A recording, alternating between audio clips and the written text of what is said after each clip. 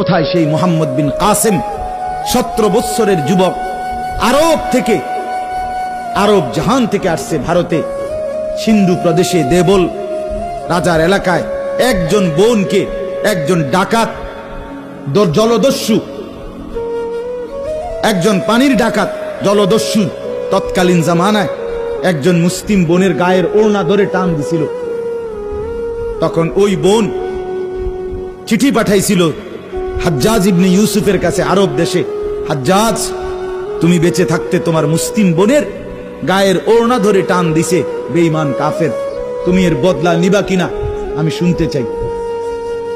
হাজ্জাজ ইবনে ইউসুফ আমরা কিতাবে পড়ছি এরকম চেয়ার ছেড়ে লাফ দিয়া দাঁড়াইয়া চিৎকার দিয়া বলছে, বোন আমার, গোটা আরবের সমস্ত মুসলমান যুবক প্রয়োজনে জান দিবে, আরবের সমস্ত যুবকের কলিজা যাবে, জান দেবে, শাহাদাত বরণ করবে প্রয়োজনে, তবু আমি তোমার এই বেইজ্জতির বদলা নেব। 3 বার সেনাবাহিনী পাঠাইছে সে, 3 বার। প্রথম 2 বার পরাজিত হইছে মুসলিম বাহিনী, তৃতীয়বারে নিজের একমাত্র মেয়ের জামাই মুহাম্মদ ইবনে কাসেম রাহমাতুল্লাহ আলাইহি এই উনারে দিয়া এরপরে এই সিন্ধু দেবল রাজাকে পরাজিত করে ওই বোনকে জেলখানা থেকে উদ্ধার করছে এবং এই হিন্দু রাজার এলাকায় কালেমার পতাকা উড়াইয়া দিছে। হ্যাঁ, সেখান থেকেই এই ভারতীয় উপমহাদেশে মুসলমানদের যাত্রা, ইসলামের সূচনা। এক বোনের ইজ্জতের জন্য ধর্ষিতা হয় নাই, কাপড় টান দিছে কেন? খলিফা মুতাসিম বিল্লাহ, এক ইহুদি খলিফা মুতাসিম বিল্লাহ, মুসলমানদের একজন খলিফার নাম উমাইয়া খলিফা। ওনার আমলে একজন মহিলা ইহুদিদের এলাকায় গেছিল, বাজারে পর্দানসীন বোরখাওয়ালা নারী।